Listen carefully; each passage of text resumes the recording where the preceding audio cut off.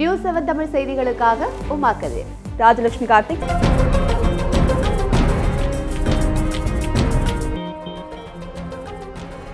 தமிழக பாரதிய ஜனதா கட்சி தலைமை அலுவலகத்திற்கு வெடிமருந்து பார்சல் வந்ததால் பரபரப்பு ஏற்பட்டது. சென்னை தியாகராய நகரில் உள்ள பாரதிய ஜனதா கட்சி மாநில தலைமையகமான கமலாலயத்திற்கு மிரட்டல் கடிதத்துடன் ஒரு பார்சல் வந்திருந்தது. இதுகுறித்து காவல்துறையில் புகார் அளிக்கப்பட்டது. இதையடுத்து மோப்ப நாய்களுடன் விரைந்து வந்த வெடிகுண்டு நிபுணர்கள் மற்றும் காவல்துறையினர் தீவிர சோதனை மேற்கொண்டனர். அந்த பார்சலை காவல்துறையினர் பிரித்து பார்த்ததில் அதில் வெடிமருந்து இருந்தது தெரியவந்தது. இதனையடுத்து அதனை காவல்துறையினர் ஆராய்ந்ததில் பட்டாசு தயாரிக்க பயன்படும் வீரியம் குறைந்த வெடிமருந்து இருந்தது கண்டுபிடிக்கப்பட்டது. இதனால் பாரதிய ஜனதா கட்சி அலுவலகத்தில் பெரும் பரபரப்பு நிலவியது. இந்நிலையில் மிரட்டல் கடிதத்துடன் வெடிமருந்து அனுப்பிய மர்ம நபர் யார் என்பது குறித்து காவல்துறையினர் விசாரித்து வருகின்றனர். இந்த பார்சல் கடந்த 6ஆம் தேதியே பாரதிய ஜனதா கட்சி அலுவலகத்திற்கு வந்ததாக கூறப்படுகிறது. சென்னையில் மலேசிய தூதரகத்தை முற்றுகையிட்டு போராட்டத்தில் ஈடுபட்ட மதிமுகவினர் கைது செய்யப்பட்டனர். மலேசிய பினாங்கு மாநில துணை முதல்வர் ராமசாமியின் மகள் திருமண வரவேற்பு நிகழ்ச்சி நாளை மாலை நடைபெற உள்ளது. அதில் பங்கேற்பதற்காக உரிய அனுமதியுடன் சென்ற வைகோ விமான நிலையத்தில் தடுத்து நிறுத்தப்பட்டார். மேலும் ஆபத்தானவர்கள் பட்டியலில் வைகோவின் பெயர் இருப்பதாக கூறி அனுமதி மறுத்துவிட்டனர்.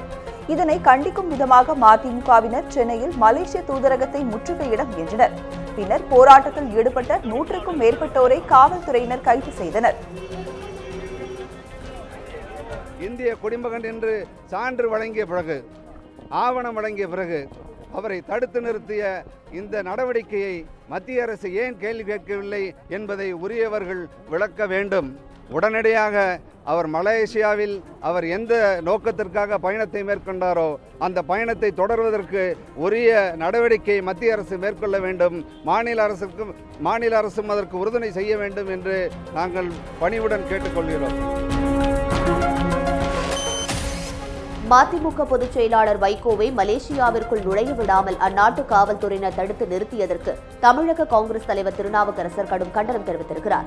விசா உள்ளிட்ட சட்டப்பூர்வ நடைமுறைகளை முறையாக பெற்ற பின்னரும் கூட வைகோவை மலேசிய காவல்துறையினர் தடுத்து நிறுத்தியது ஏற்றுக்கொள்ள முடியாது என்று திருநாவுக்கரசர் கூறியிருக்கிறார்.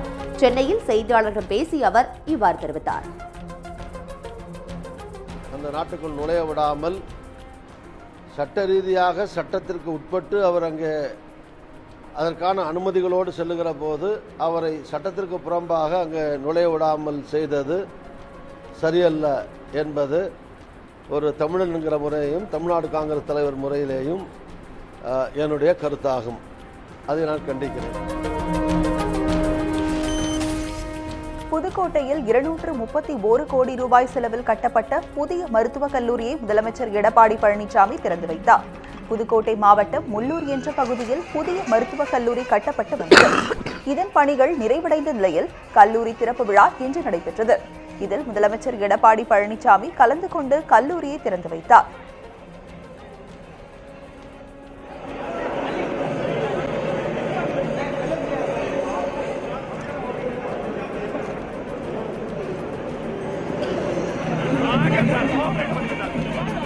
நிகழ்ச்சியின் போது பேசிய முதலமைச்சர் பழனிசாமி நீட் தேர்வில் தமிழக அரசுக்கு விலக்கு அளிக்க தமிழக அரசு தொடர்ந்து போராடி வருவதாக கூறினார். இது தொடர்பாக பிரதமர் மோடி மற்றும் அமைச்சர்களிடம் தாம் தொடர்ந்து வலியுறுத்தி வருவதாகவும் அவர் தெரிவித்தார். நீட் தேர்விலிருந்து தமிழகத்திற்கு நிரந்தர விலக்கு அளிக்குமாறு பாரத பிரதமர்களை கோரியுள்ளேன். மாநிலத்தில் மருத்துவம் மற்றும் மருத்துவக் கல்லூரிகளில் தற்போதுள்ள நியாயமான மற்றும் வெளிப்படையான மாணவர் சேர்க்கை முறையை தொடரும் பொருட்டு மத்திய அரசுக்கு அனுப்பப்பட்டுள்ள 2 சட்ட வரைவுகளும் விரைவாக ஒப்புதல் அளிக்கும்படி மாண்புமிகு பாரத பிரதமர் அவர்களை இந்த நேரத்திலே பணிவன்போடு கேட்டுக்கொள்கின்றேன். அதிமுக பொதுச் செயலாளர் வி.கே. சசிகலா குடும்பத்தினரை கட்சியிலிருந்து விலக்கி வைத்திருப்பதாக கூறும் முதலமைச்சர் எடப்பாடி பழனிசாமி டிடிவி தினகரனை சந்திக்கும் எம்எல்ஏக்கள் மீது நடவடிக்கை எடுக்காது ஏன் என்று ஓபிஎஸ் அணியைச் சேர்ந்த முன்னாள் அமைச்சர் கே.பி. முனுசாமி வினவியிருக்கிறார். சென்னையில் முன்னாள் முதலமைச்சர் ஓ பன்னீர்செல்வம் வீட்டில் செய்தியாளரிடம் பேசிய அவர் வி.கே. சசிகலா குடும்பத்தை கட்சியிலிருந்து விலக்கி வைத்திருப்பதாக அதிமுக அம்மா அணியினர் நாடகம் ஆடுவதாக குற்றம் சாட்டினார். அதிமுகவிலிருந்து வி.கே. சசிகலா குடும்பத்தினர் முழுமையாக வெளியேற்றப்பட்டால்தான் இரு அணிகளும் இணைப்பு சாத்தியமாகும் என்றும் கே.பி. முனுசாமி தெரிவித்தார்.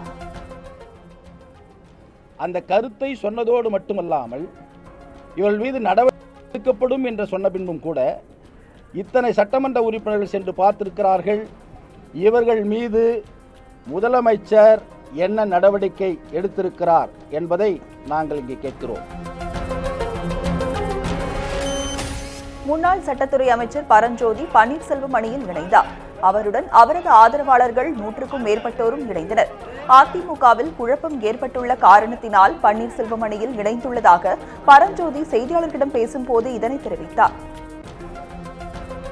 அனைத்து இந்திய அண்ணா திராவிட முன்னேற்ற கழகத்தை வெற்றியோடு வழிநடத்துவதற்காக ஆற்றலும் வல்லமையும் தொண்டர்களுடைய செல்வாக்கும் மிக்க அண்ணன் ஓபிஎஸ் அவர்களுடைய தலைமையில் எங்களை இன்றைக்கு நாங்கள் இணைத்துக் கொள்கின்றோம்.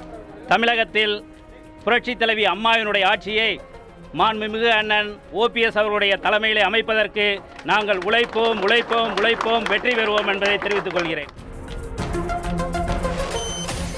கல்வி ஆண்டு துவங்கிய நிலையில் தனியார் பள்ளியை மூட உள்ளதாக அறிவிக்கப்பட்டதை அடுத்து மாணவர்களின் பெற்றோர் போராட்டத்தில் ஈடுபட்டனர். சென்னை வடபழனியில் உள்ள JRM பள்ளியில் 10ஆம் வகுப்பு வரை மாணவர்கள் பயின்று வருகின்றனர்.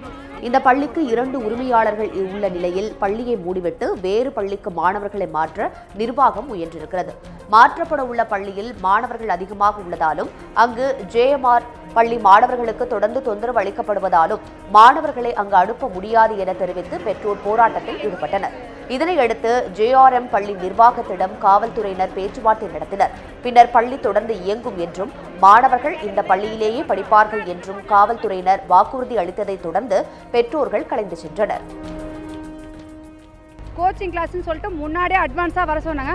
வந்து ஒரு 3 நாள் தான் இங்கே வாட்டர் ப்ராப்ளம், அதனால பசங்க அங்கே ஷிஃப்ட் ஆகுறாங்கன்னு சொல்லி சொன்னாங்க. கடைசியில் அங்கே பசங்க ஷிஃப்ட் ஆனாட்டி அங்கே இருக்க பசங்களும் இவங்களை பாத்ரூம் விடுறது கிடையாது, இது பண்ணதில்ல. டீச்சர்ஸ் வந்து ரொம்ப மிரட்டுறாங்களா, இங்கேருந்து நீங்கள் அங்கே போகக்கூடாது, நீங்கள் இங்கே தான் படிக்கணும்னு சொல்லிட்டு அது ஒரு ப்ராப்ளம். பசங்களுக்கு அங்கே சுத்தமாக ஏன்னா எல்கேஜிலேருந்தே பசங்க 10th வரை 9th வரைக்கும் இங்கே வந்துட்டாங்க. திடீர்னு இந்த ஸ்கூலில் இருக்க ஸ்டூடெண்ட்ஸ் தூக்கி இந்த அடுத்த ஸ்கூலில் போட்டால் பசங்களுக்கு விருப்பம் கிடையாது. தேனி மாவட்டம் ஆண்டிப்பட்டி அருகே உள்ள வைகை அணை பூங்காவில் கட்டி முடிக்கப்பட்டு 2 ஆண்டுகள் ஆகியும் படகு குழாம் பயன்பாட்டிற்கு வராதால் சுற்றுலா பயணிகள் ஏமாற்றம் அடைந்துள்ளனர். வைகை அணை தேனி மாவட்டத்தின் சிறந்த சுற்றுலா தலமாக விளங்கி வருகிறது. இங்கு தேனி, மதுரை மட்டுமின்றி தமிழகத்தின் பல்வேறு மாவட்டங்களில் இருந்தும் ஏராளமான சுற்றுலா பயணிகள் வந்து செல்கின்றனர். வைகை பூங்காவிற்கு வரும் சுற்றுலா பயணிகளை மகிழ்விக்கும் விதமாக கடந்த 2 ஆண்டுகளுக்கு முன்பு சுற்றுலாத்துறை மூலம் 30 லட்சம் ரூபாய் மதிப்பில் படகு குழாம் அமைக்கப்பட்டது. கட்டி முடிக்கப்பட்டு 2 ஆண்டுகள் ஆகியும் இதுவரை படகு குழாம் செயல்பாட்டிற்கு கொண்டு வரப்படவில்லை. இதையடுத்து படகு குழாமை செயல்பாட்டிற்கு கொண்டு வர தேனி மாவட்ட நிர்வாகம் விரைவாக நடவடிக்கை எடுக்க வேண்டும் எனவும் அவர்கள் கோரிக்கை விடுத்துள்ளனர். அந்த குளம் எல்லாம் வந்து சிதிலம் அடைஞ்சு போச்சு, படகுலாம் டேமேஜ் ஆயிருக்கு. இது வந்து ஒரு மக்கள் வந்து ஏமாற்றம் அடையக்கூடிய செயலாகி போச்சு. ஆகவே இது சம்பந்தப்பட்ட பொதுப்பணித்துறை உடனடியாக அந்த குளத்தை சீரமைச்சு அந்த படகுகளை சீரமைச்சு வரக்கூடிய சுற்றுலா பயணிகள் வந்து மகிழ்விக்கும் வகையில் உடனடியாக அதை செயல்பாட்டு கொண்டு வரணும்னு சொல்லி சுற்றுலா பயணிகள் பான் கார்டுடன் ஆதார் எண்ணை இணைக்க வேண்டும் என்ற வருமான வரித்துறை உத்தரவுக்கு உச்சநீதிமன்றம் இடைக்கால தடை விதித்துள்ளது. வருமான வரி செலுத்துவதற்கும் பான் கார்டு பெறுவதற்கும் ஆதார் அவசியம் என மத்திய அரசு சமீபத்தில் தெரிவித்திருந்தது. மேலும் வருமான வரி செலுத்துவோர் பான் எண்ணுடன் ஆதாரை இணைக்க கடைசி தேதி ஜூன் 30ஆம் தேதி என்றும் அறிவிக்கப்பட்டது. இதனை எதிர்த்து உச்சநீதிமன்றத்தில் பொதுநல வழக்கு தாக்கல் செய்யப்பட்டது. ஆதார் எண் கட்டாயமல்ல என உச்சநீதிமன்றம் ஏற்கனவே உத்தரவிட்டிருக்கும் நிலையில் மத்திய அரசின் இந்த உத்தரவு நீதிமன்ற உத்தரவை மீறும் செயல் என அந்த மனுவில் குறிப்பிடப்பட்டிருந்தது. இந்த வழக்கில் இன்று தீர்ப்பு வழங்கிய நீதிபதிகள் பான் கார்டுடன் ஆதார் எண் இணைப்புக்கு இடைக்கால தடை விதித்தனர். மேலும் பான் கார்டுடன் ஆதார் எண்ணை இணைக்காவிட்டாலும் பான் கார்டு செல்லும் என்றும் பான் கார்டு பெறுவதற்கு ஆதார் எண் அவசியம் அல்ல என்றும் தங்கள் உத்தரவில் நீதிபதிகள் தெரிவித்துள்ளனர். ஆதார் எண்ணை கட்டாயமாக்கும் விவகாரத்தில் அரசியல் சாசன அமர்வு முடிவு செய்யும் வரை இந்த தடை தொடரும் என்றும் உச்சநீதிமன்றம் தனது உத்தரவில் கூறியிருக்கிறது. அதே நேரத்தில் ஆதார் எண் உள்ளவர்கள் பான் கார்டு எண்ணை இணைத்துக் கொள்ள தடையில்லை எனவும் உச்சநீதிமன்றம் தெரிவித்துள்ளது. வெப்பச்சலனம் காரணமாக தமிழகம் மற்றும் புதுவையில் ஒரு சில இடங்களில் இடியுடன் கூடிய மழை பெய்ய வாய்ப்பு உள்ளதாக சென்னை வானிலை ஆய்வு மையம் தெரிவித்துள்ளது. ஆந்திரா மற்றும் ஒடிஷாவை ஒட்டியுள்ள மத்திய மேற்கு வங்கக்கடலில் புதிதாக காற்றழுத்த தாழ்வு பகுதி ஏற்பட்டுள்ளதாக சென்னை வானிலை ஆய்வு மையம் தெரிவித்துள்ளது.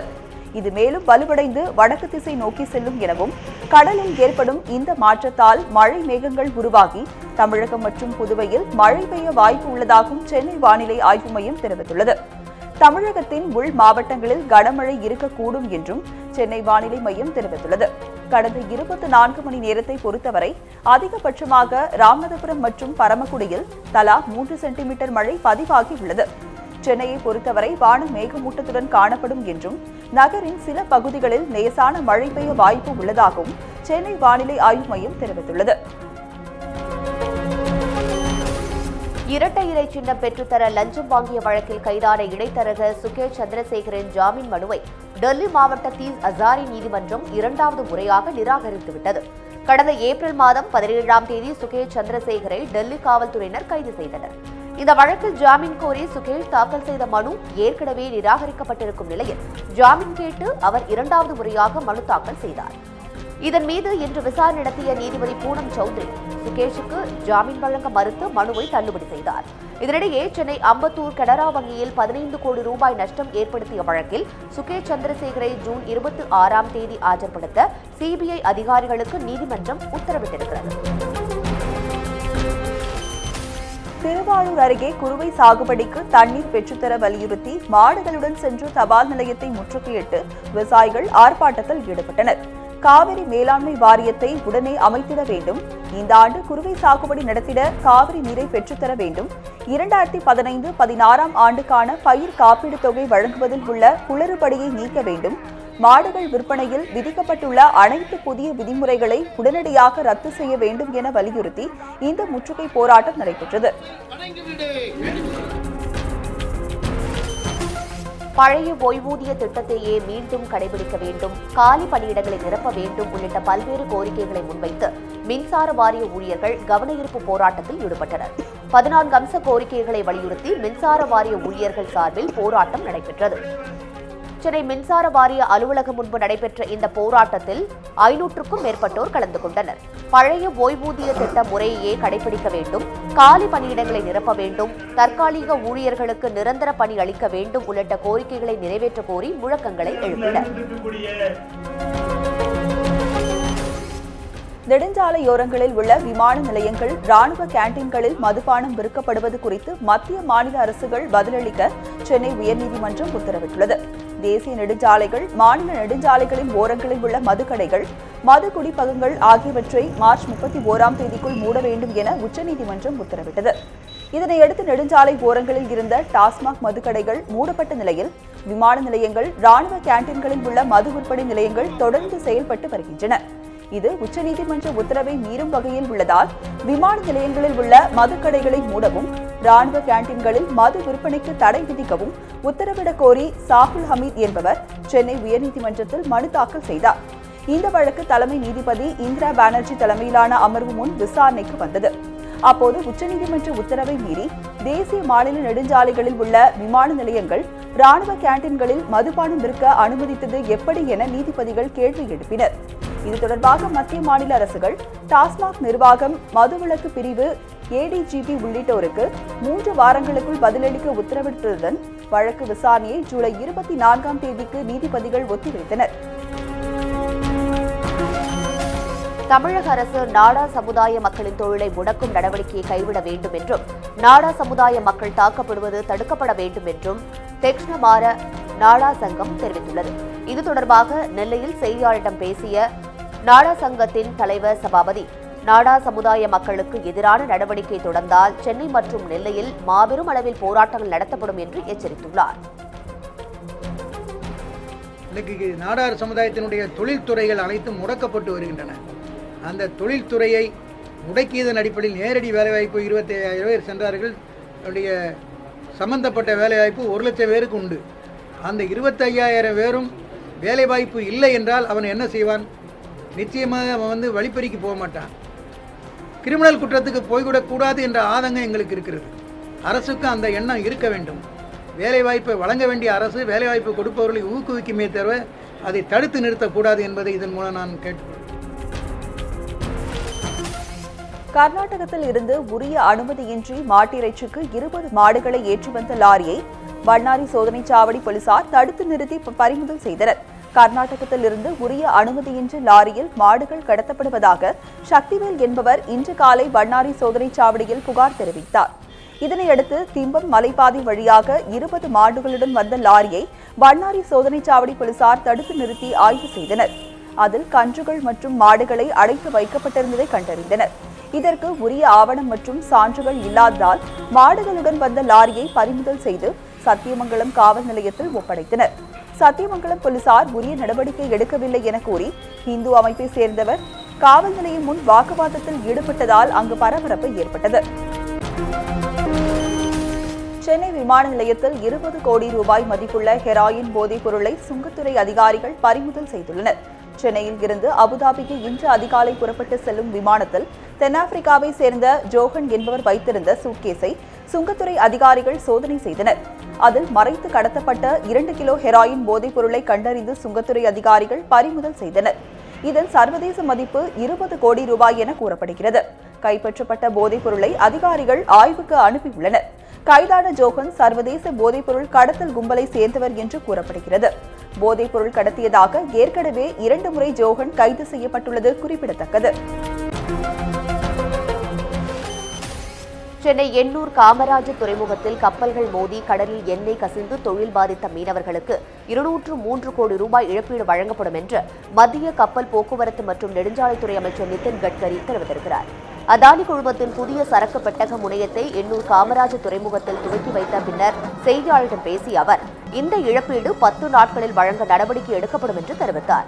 மத்திய அரசின் 200 கோடி ரூபாய் முதலீட்டுடன் மாநில அரசுகளின் பங்களிப்போடு நீர்வழி போக்குவரத்து துவங்கப்படும் என்று கூறிய நிதின் கட்கரி கேரளாவின் திருவனந்தபுரம் முதல் சென்னை வரை கடல் மார்க்கமாக போக்குவரத்தை மேம்படுத்த மாநில அரசு முன்வர வேண்டும் என்று கேட்டுக் கொண்டார்.